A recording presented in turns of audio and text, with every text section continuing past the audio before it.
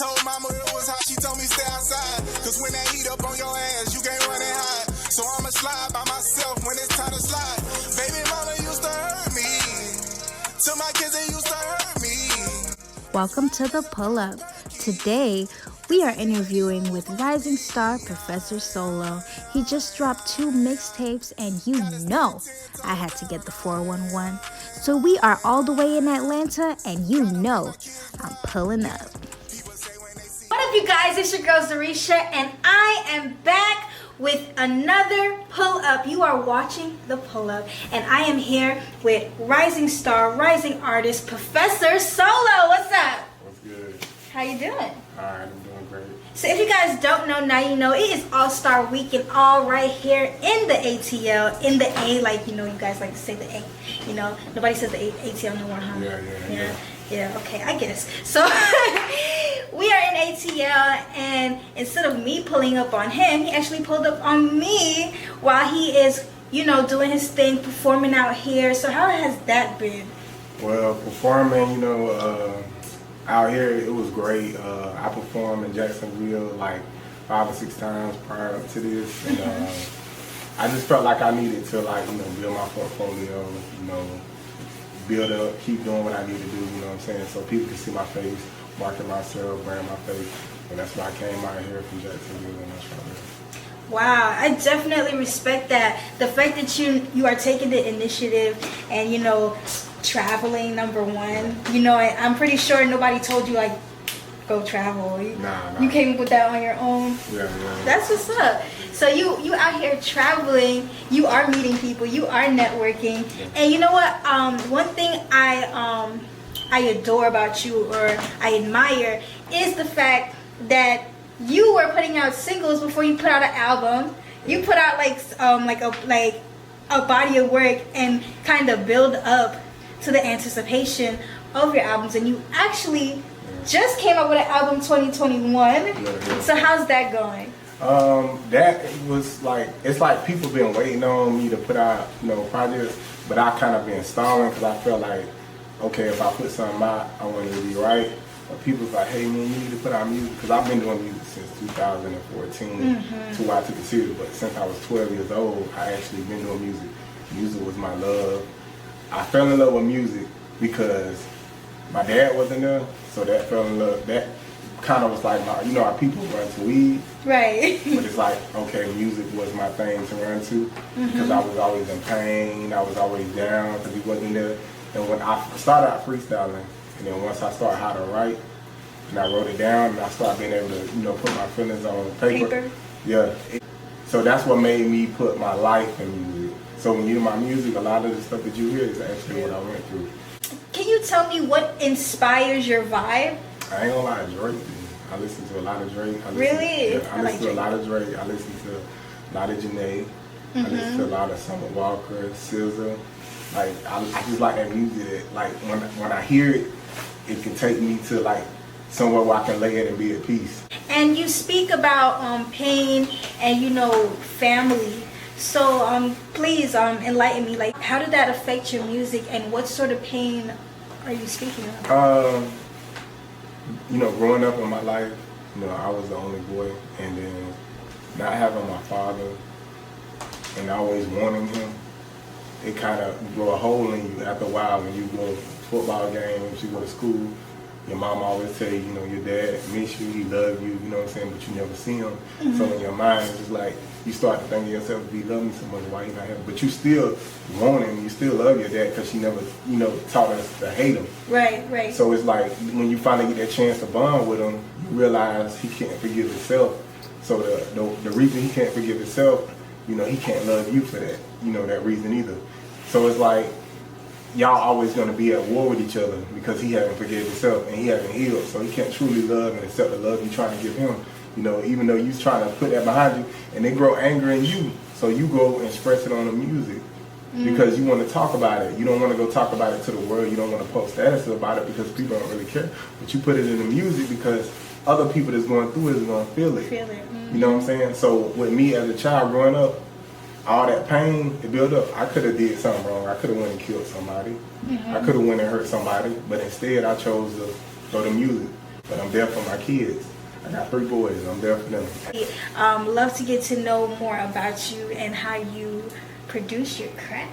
Right? So let's talk about recording, and let's talk about the process of making music. Are you a writer, or do you like to do references in the studio and then go back to it? I'll pick a beat, listen to it. The beat gotta touch me. You gotta move me first. Okay. Listen to the beat. The beat sets the tone for me because the beat is gonna be the one that moves the person. The beat, you know what I'm saying? But I can go off really on any beat, but I gotta go with something that's gonna move me.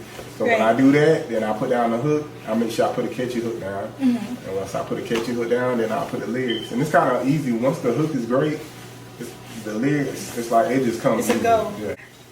So, what inspires you to actually make the music the way you do? As in, first you was doing singles, then you did like little bodies of work, and now big bodies of work. Like, what was the point of you?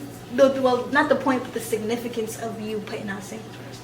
Because it's like the single, they can criticize you. They can tell you what they don't like. You know, and with me, one thing about me, I just hate when people tell me like, oh, when I thought something was sounding good, somebody say that ain't. I'm like, oh, that hurt me. You know what I'm saying? But I can take that now, and they'll make me go get better. Right. So I keep putting the singles out. You know, I keep, you know, and I try different things. I know I was catering more, like I said, to pain music, and I was like, let me go to dance music because I'm versatile. So I can, you know, so when I went to that, people was like, okay, I like this.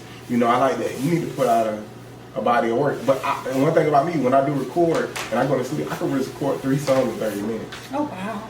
Because I'm that well organized with, you know, my music. And your cadence. Yeah, and I remember my music. So I can, if I go in the studio for an hour, right, I can record 5 or 6 songs. How important is the producer in your production of work to you?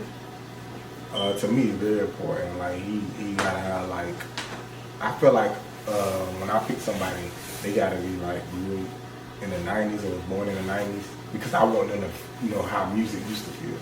So when they make beats and do samples, I like to feel the expression through the beat. And a lot of, you know, engineers and producers, they just trying to find their way. They just trying to find a new way for people to jump on. But it's like, I like the old music. I like the, you know, Anita Baker and stuff like that. That type of feel, because it's memory back then. Definitely. Well, before we go and you tell the fans what you got coming up, if you don't do already, you guys know I love to play my favorite game, Plead the Fifth, where you answer 5 random questions and we are swearing on your career that you are telling the truth. However, yes, you can plead the fifth if you do not want to answer. Alright. You ready? Yeah.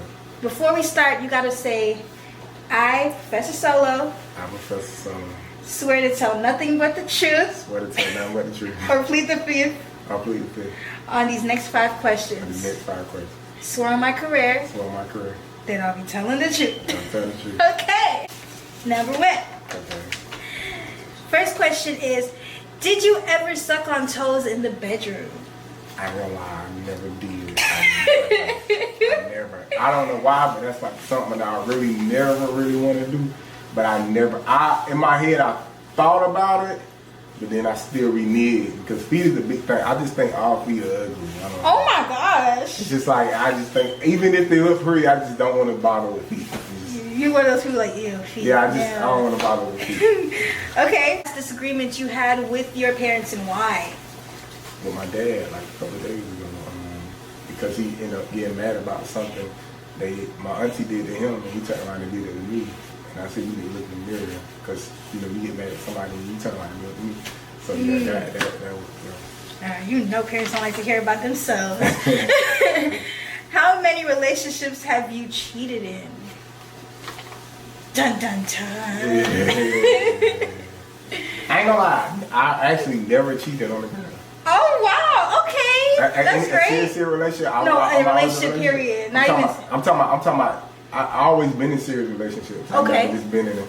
I never cheated, because once I'm with a girl, like I'll be. You make a conscious decision to be with that person. Yeah, because it takes time to cheat. So like, you know in the back of your head before like you about to do it.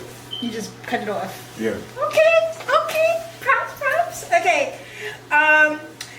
What is the funniest thing that you and your best friend experienced? You said what is the what? Funniest thing.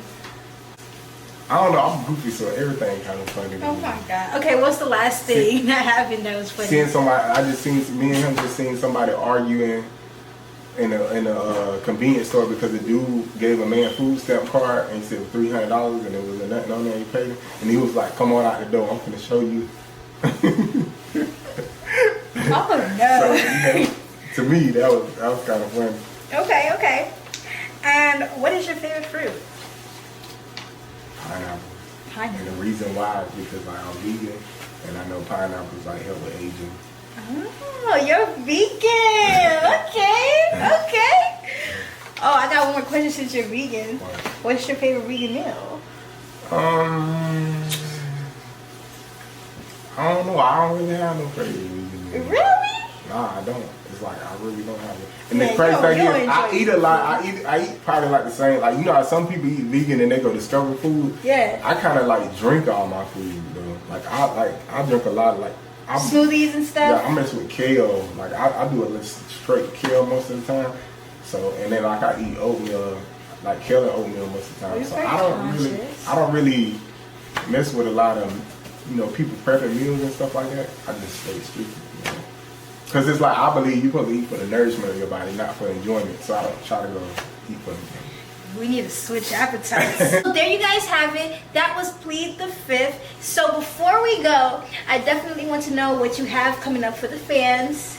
Well, I just put out a mixtape. Go get that. It's called Why You Wait. And I put out another mixtape called How You Feeling. It's all on all platforms. And I will be having videos coming out for those songs on both mixtapes. And I also will be dropping another mixtape called 1989 before the year's over.